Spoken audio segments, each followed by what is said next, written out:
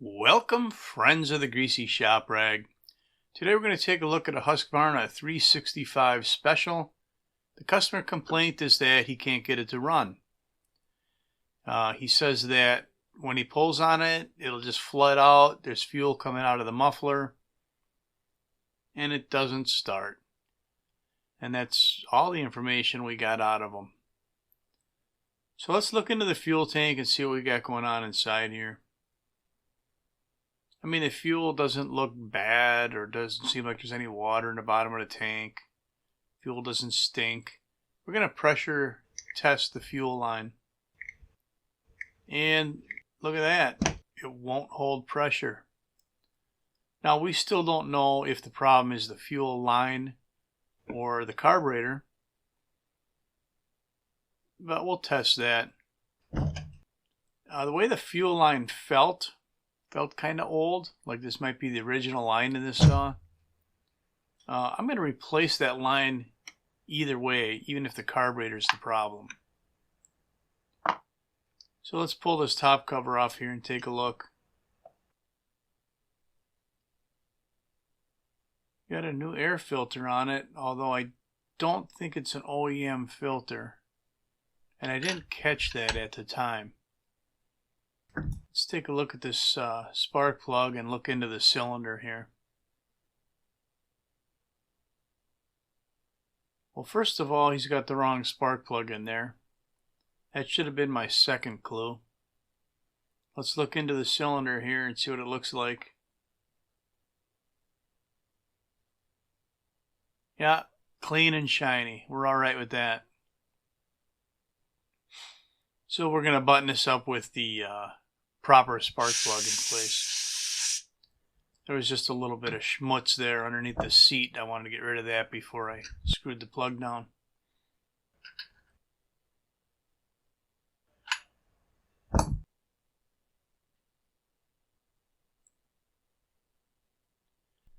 Alright, at this point I could just remove the fuel line from the carburetor and pressure test the carb itself.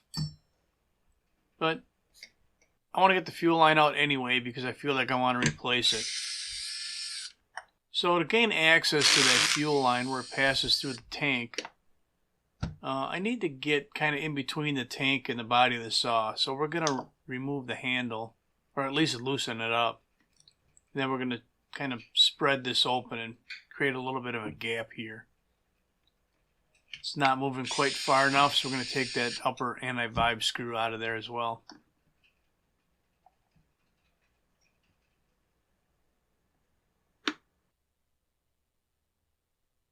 That handle would move farther out of the way if I took the clutch cover off, but I can get in here and do what I got to do.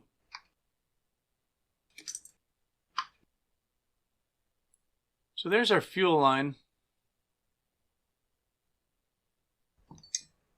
There's no obvious holes or tears in it. Let's pressure test it and see if it's the culprit or not. We'll plug one in and we'll put the pump on the other end. And look at that. It holds pressure. That tells us that we got a good fuel line, but we have a leak in the carburetor somewhere. And not just a little leak. I mean, that was major. So I got the fuel line started through from the outside of the tank to the inside, but just enough there that I can grab and pull it through. We'll flush cut the end of the fuel line and stick a filter on it. Now I need to feed the other end of the fuel line up through the tray underneath the carburetor. And what I usually do is I shine light in from the top side so I can see where the hole is on the bottom side and get the fuel line started. Then once it's started, I can just grab it and pull it through. Now, I probably should have taken this cover off, this cylinder cover, right away. But when I thought I was just replacing the fuel line and not taking the carburetor off, it really wasn't necessary. So there's our line. We're going to flush cut the end. And then we're just going to kind of adjust the length of the line so we get just enough to come off the carburetor and make the bend down into the tank. Then we'll put our screws back in the front handle, snug it down. Okay, now we're going to take the choke lever off. We just pop it out of the linkage on the carburetor. We'll take our impulse hose off the carburetor. Squeezing the trigger and then holding the linkage open will create slack in the throttle cable, and we can just pop that ferrule out of the notch on the cam linkage of the carburetor. There's 2 screws with a 3mm hex head on them. We'll remove those.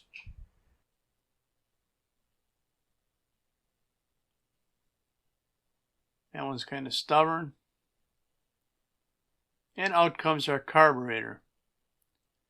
Our very shiny, new-looking carburetor.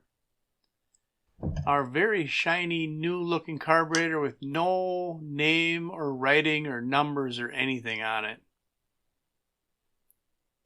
So let's pump this up and see if we got a leak here. We got a mess here. We'll clean that up first. So, major air leak inside the carburetor. And when I cover up the ends, close that choke, when I put my thumb over the end and my finger over the other end, I can't really hear the air hissing.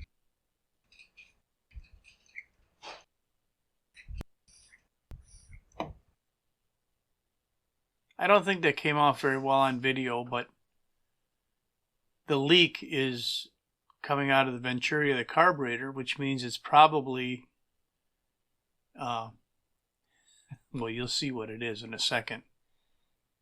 So we're taking the metering cover off and looking at the metering diaphragm, which is like brand new because it's brand new.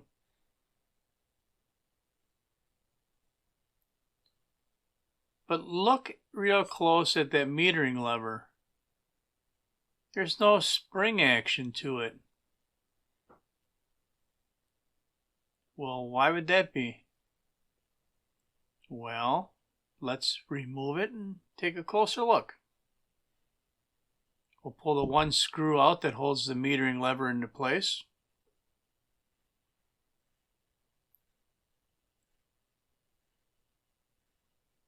And then we're going to lift the metering lever up and out, and no spring. There's no spring underneath the metering lever on a brand new carburetor.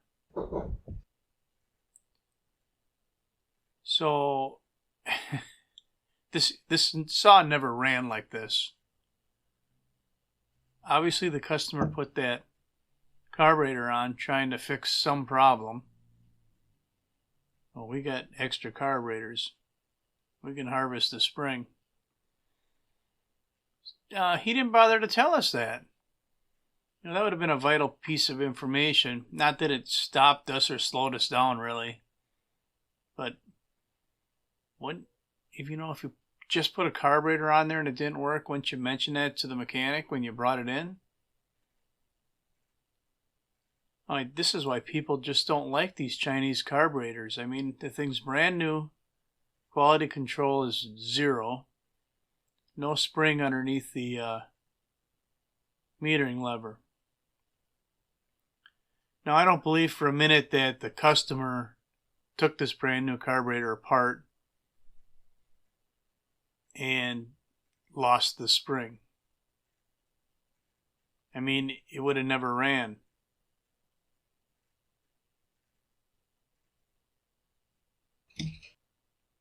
Because once I put a spring underneath here, you're going to find out that it does run. So he would have had no reason to take it apart if there was a spring underneath it. I don't blame the customer for opening up the carburetor. Look at that, we got some pressure that'll hold now. Sitting there at 8 or 9 pounds. Now you know the old saying, out of sight, out of mind. Well, look at all the slop in here. That ain't no good. What's out of sight is this red plastic bushing that belongs in the carburetor.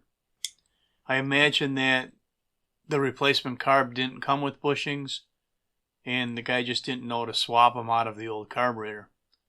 And in that whole 5-gallon bucket of carburetors I had over there, I found one bushing. So I just cut it in half. It'll do the same thing, and it'll get them by.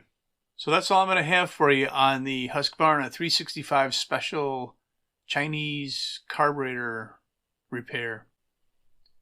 Thanks for watching. Later.